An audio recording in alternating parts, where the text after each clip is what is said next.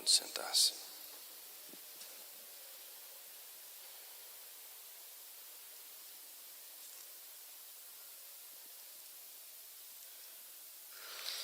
Prezados irmãos e irmãs, em nosso Senhor Jesus Cristo, a nossa reflexão com a liturgia deste domingo, hoje o 22º domingo, depois da festa de Pentecostes.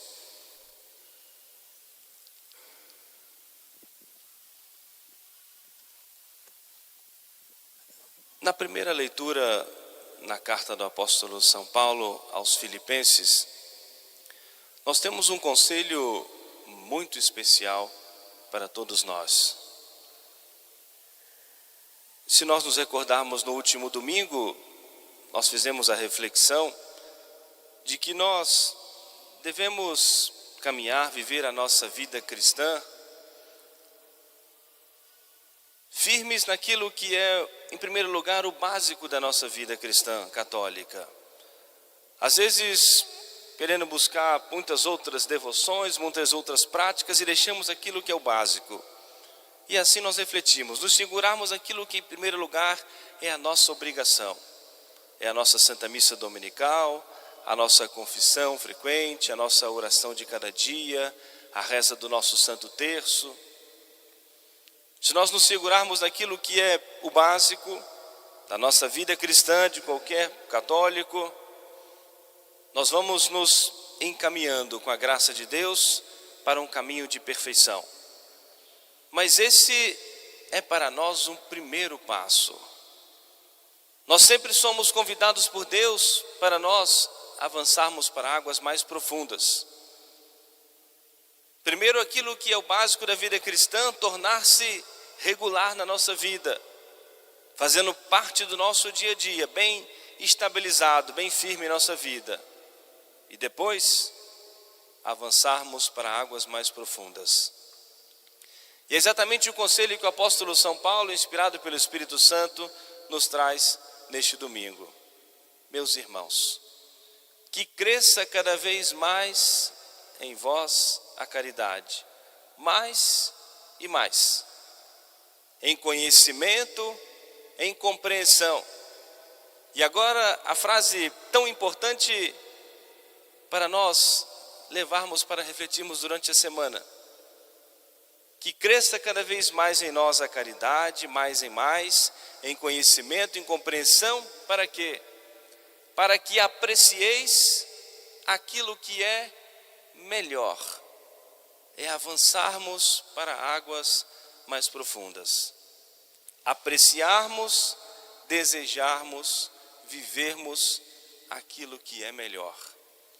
Não nos contentarmos, prezados irmãos e irmãs, não só em fazermos o bem, mas nós podemos fazer melhor aquilo que nós fazemos. Podemos fazer com mais dedicação. Quantas pessoas trabalham na sua vida como que no limite do pecado. Não, isso é pecado mortal, isso é pecado venial, isso eu posso fazer porque não é pecado mortal. Ficamos no limite, numa linha muito frágil, muito tênue. E por que não buscarmos aquilo que é melhor, que é o mais perfeito, com a graça de Deus? Esse é o desejo, essa é a oração, é a súplica da igreja para nós nesse dia. Que cresça em nós a caridade para que nós apreciemos aquilo que é melhor. Colocando isso de um modo muito prático na nossa vida. Às vezes temos algumas amizades perigosas, e que muitas vezes queremos justificar a nossa consciência, a nossa vida. Não, mas eu procuro sempre ter conversas boas, não é tão perigosa assim, não chega a ser uma coisa grave, dá para ir caminhando. Às vezes algumas conversas, nas redes sociais, no WhatsApp, no limite da amizade, da infidelidade. Não, mas as conversas são boas, mas está no limite, uma palavrinha a mais e a coisa se transforma. Por que não apreciarmos aquilo que é melhor? As nossas diversões, os limites do namoro. E como é sempre bastante complexo e complicado esse limite, por que não caminharmos num caminho de maior pureza e não ficarmos nessa linha, nesse limite? Isso é mortal, isso é venial. Apreciarmos aquilo que é melhor na vida matrimonial, na vida do casal, na vida íntima do casal, com os direitos dados por Deus pelo sacramento do matrimônio, mas apreciarmos aquilo que é melhor, que é o mais perfeito. O mundo influenciado, pervertido pela pornografia, muitas vezes quer tornar a vida familiar, a própria vida íntima do casal, numa vida pornográfica. E a perversão da consciência da juventude, que mergulha muitas vezes profundamente na pornografia, perverte e destrói muitas vezes as famílias, porque passar a sua juventude mergulhado nesse mundo destruidor, nesse mundo que é do demônio, e depois planejam viver aquilo na vida familiar e vão destruir a sua família.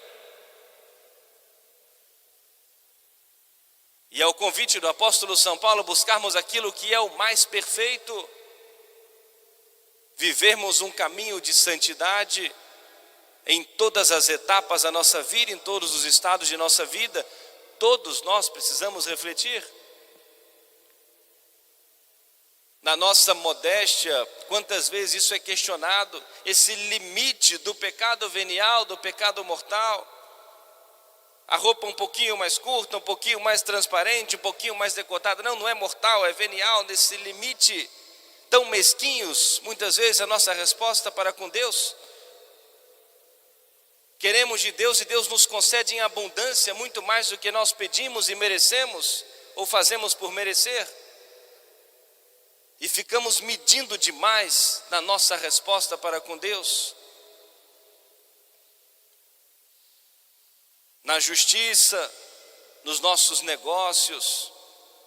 E assim poderíamos fazer inúmeras aplicações à nossa vida. Não só fazermos o bem, mas procurarmos fazer aquilo que é melhor, que é o mais perfeito. Realmente nos dedicarmos à busca da santidade. Buscar a santidade e ser santo custa para todos nós, sem exceção, sacrifícios. Para nós, sacerdotes, para os religiosos, religiosas, para os leigos, para os casados, todos. Não é possível alcançarmos o céu, alcançarmos a santidade sem sacrifício. E por isso que é tão importante para nós a reflexão. É tão importante para nós a meditação na palavra de Deus. Por isso, o primeiro ponto que eu gostaria que guardassem para fazer alguma reflexão durante a semana é esse convite da igreja nesse domingo. Que a caridade cresça cada vez mais em vossos corações, para que aprecieis aquilo que é melhor, aquilo que é o mais perfeito. O segundo ponto é o Evangelho deste domingo, essa passagem já tão conhecida do Evangelho. Jesus foi interrogado por um grupo de herodianos e fizeram uma pergunta maldosa para Jesus. Só para a gente contextualizar um pouquinho a história, o Império Romano dominava aquela região. Por isso nós temos a presença ali do governador Pôncio Pilatos, era governador, né, em nome do imperador romano. O Império Romano dominava aquela região. Ali tinham por isso a presença dos soldados romanos, né, os tribunais romanos, as moedas que usavam eram dos romanos. Ao mesmo tempo que traziam benefícios para o povo, também impunham pesados impostos. E havia sempre essa luta, e de vez em quando surgiam revoltas contra a presença dos romanos. E trouxeram para Jesus essa pergunta: é lícito ou não pagar o tributo ao Império Romano, ao imperador, a César, que era o imperador romano? Era uma pergunta maldosa, pois se Jesus dissesse: não, vocês têm que pagar, Jesus, sendo judeu, estaria aceitando aquela imposição dos romanos e se submetendo a isso, estaria contra o seu próprio povo, assim o acusariam. E se Jesus dissesse o contrário, não, vocês não precisam pagar, não devem pagar, iam acusá-lo. Jesus, ante as autoridades romanas, era um impostor, estava indo contra a autoridade. E sempre com muita sabedoria, Jesus disse: me dê aqui a moeda com que vocês usam, com que vocês pagam tributo. E mostraram a Jesus. E as moedas tinham sempre marcadas o rosto e a inscrição do imperador romano vigente. E Jesus perguntou: de quem é esse rosto aqui e essa inscrição? E responderam: é de César. A moeda é do Império Romano, é do imperador. E essa frase tão famosa de Jesus: dai, pois, a César o que é de César, e dai a Deus aquilo que é de Deus. Inúmeras aplicações à nossa vida. Em que consiste a virtude da justiça? Dar a cada um o que lhe pertence. Dar a cada um o que lhe pertence. A Deus o que é de Deus, e aos homens aquilo que é dos homens. Em resumo, essa frase tão famosa de nosso Senhor: dai, pois, a César o que é de César e a Deus o que é de Deus, diz respeito ao cumprimento dos nossos deveres, das nossas obrigações. A virtude da justiça: dar a cada um o que lhe pertence. A virtude da justiça, no que diz respeito às coisas de Deus, chama-se virtude da religião. Quando, por exemplo, sem motivo algum justificado, sério, eu me ausento da missa de domingo, eu roubo um louvor que é devido a Deus.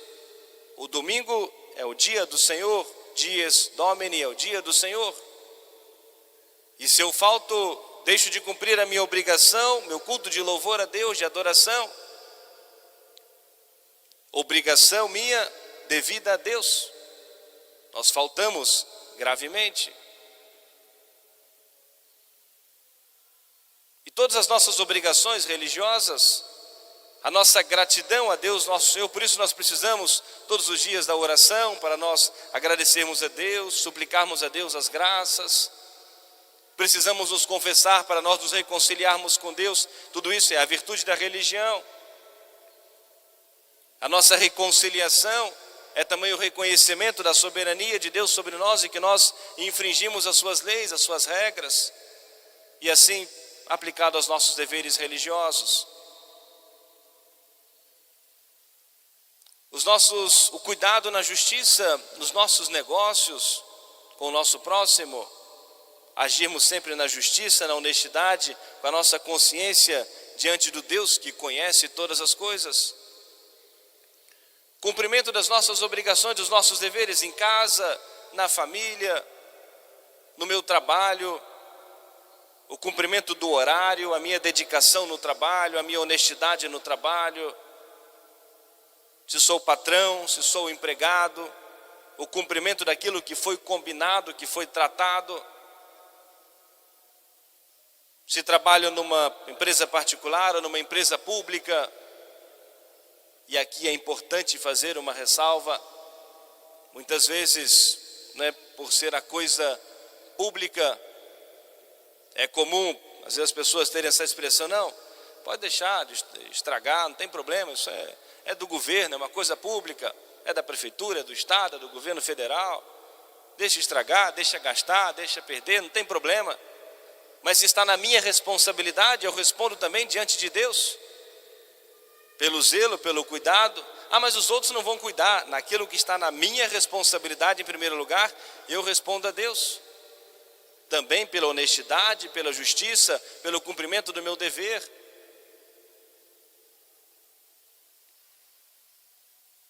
O cumprimento das nossas obrigações de casa, o pai de família, a mãe de família, o cuidado da sua família. Algo também importante, prezados irmãos e irmãs, no que diz respeito à virtude da justiça, aquilo que se refere à honra do nosso próximo. A Sagrada Escritura nos diz que o homem que refreia a sua língua é um homem perfeito. Nós sabemos o quanto custa para nós mortificarmos a nossa língua. E algo importante de nós pensarmos, o nosso cuidado com a honra do nosso próximo. Muitas vezes nos colocamos no direito de difamar o nosso irmão, a nossa irmã, espalhar os erros do nosso próximo, mesmo que sejam verdadeiros. Porque às vezes nós damos essa justificativa, não, mas é verdade. Ou até eu mesmo vi, é verdade, aquilo que tal pessoa fez ou está fazendo é verdade.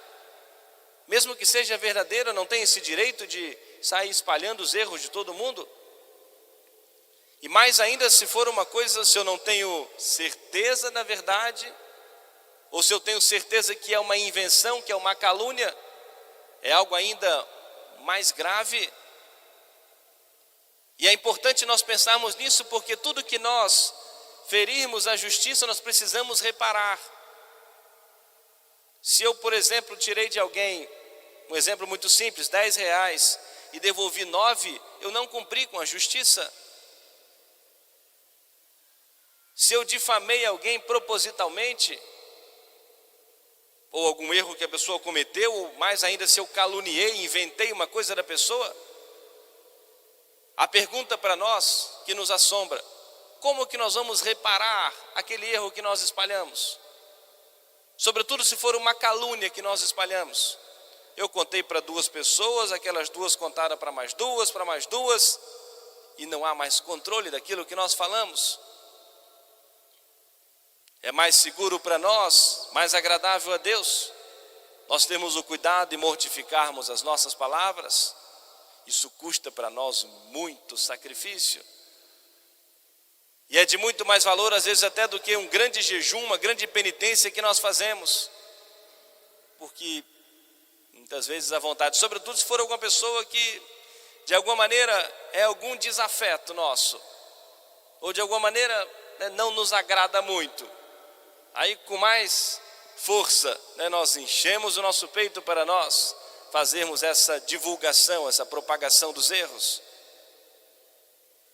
Dar a cada um o que lhe pertence, também a sua honra, dar a César o que é de César e a Deus aquilo que é de Deus. O quanto é importante, prezados irmãos e irmãs, a reflexão na palavra de Deus. Portanto, vamos continuar a Santa Missa, pedindo a intercessão de Nossa Senhora, esse compromisso da igreja com a obra missionária, com a propagação do Evangelho, que é uma missão da hierarquia da igreja, do Papa, dos bispos, dos sacerdotes, mas uma missão também de todos nós, essa obra do apostolado. E se nós assumirmos esses 2 compromissos de buscarmos aquilo que é o mais perfeito, aquilo que é melhor, com certeza vai fazer um grande bem a nós e ao nosso próximo. E vamos evangelizar, porque com certeza vai melhorar as nossas atitudes, vão melhorar as nossas atitudes, as nossas ações, o nosso convívio familiar. E se nós também nos dedicarmos a caminhar na justiça, na verdade, na caridade, cumprindo bem as nossas obrigações, os nossos deveres, também vamos evangelizar. Eu gostaria de terminar a nossa reflexão com 2 orações que a igreja reza por nós nesse dia. Primeiro, nesse dia das missões, da infância missionária, na oração da colecta, assim o padre rezou, assim a igreja rezando a Deus. Ó Deus, que quereis que todos os homens se salvem e venham ao conhecimento da verdade. É o desejo de Deus. Mandai operários para a vossa messe e dai-lhes a graça de pregarem sem temor a vossa palavra, a fim de que o vosso evangelho gloriosamente se difunda e os povos vos reconheçam como o único Deus verdadeiro e a Jesus Cristo vosso Filho, a quem enviastes e que convosco vive e reina. É a finalidade da obra missionária da igreja, levar Jesus aos corações de todos, para que todos conheçam e reconheçam Jesus como o nosso Salvador. E toda a obra de Jesus, a obra da igreja. E hoje a igreja nos convida a nós rezarmos por toda a obra missionária, rezarmos pelos sacerdotes, para que nunca falte aqueles que vão anunciar o Evangelho. E por último, com a oração da coleta da liturgia desse 22º domingo, depois de Pentecostes. E que eu sempre repito que é tão importante a nossa presença na igreja para a participação da Santa Missa. É tão importante não só nós estarmos presentes fisicamente, mas de coração aberto. Mesmo aqueles que estão em casa, que não podem participar aqui, nos ouvem pela Rádio Bom Jesus, nos acompanham pela internet, mas sobretudo, estando presente aqui, abrirmos o nosso coração. Não podemos estar friamente, mecanicamente presentes no templo sagrado, porque é importante nós termos a certeza de que aqui nós estamos e a igreja reza por nós. Nós não estamos sozinhos nessa caminhada. Esse convite à perfeição que a igreja hoje nos faz, mas a igreja reza, suplica a Deus por nós. E acompanhemos a oração, que o padre já rezou na coleta da Santa Missa antes da primeira leitura, mas importante para a nossa reflexão. Assim rezou e reza a igreja hoje por nós. Ó Deus, nosso refúgio e fortaleza, escutai a piedosa oração da vossa igreja, vós que sois a fonte de toda piedade, e fazei que realmente alcancemos o que, cheios de fé, vos suplicamos. A igreja acolhe cada um dos pedidos presentes em seus corações e suplica a Deus que Deus atenda a cada um desses pedidos. Por isso, abra o seu coração, suplique a Deus, faça a sua prece, pois assim a igreja reza nesse domingo. Ó Deus, nosso refúgio e fortaleza, escutai a piedosa oração da vossa igreja, vós que sois a fonte de toda piedade, e fazei que realmente alcancemos o que, cheios de fé, vos suplicamos. Por Cristo nosso Senhor. Amém. Louvado seja nosso Senhor Jesus Cristo. Para sempre seja louvado. Fiquemos todos de pé para juntos cantarmos a nossa profissão de fé.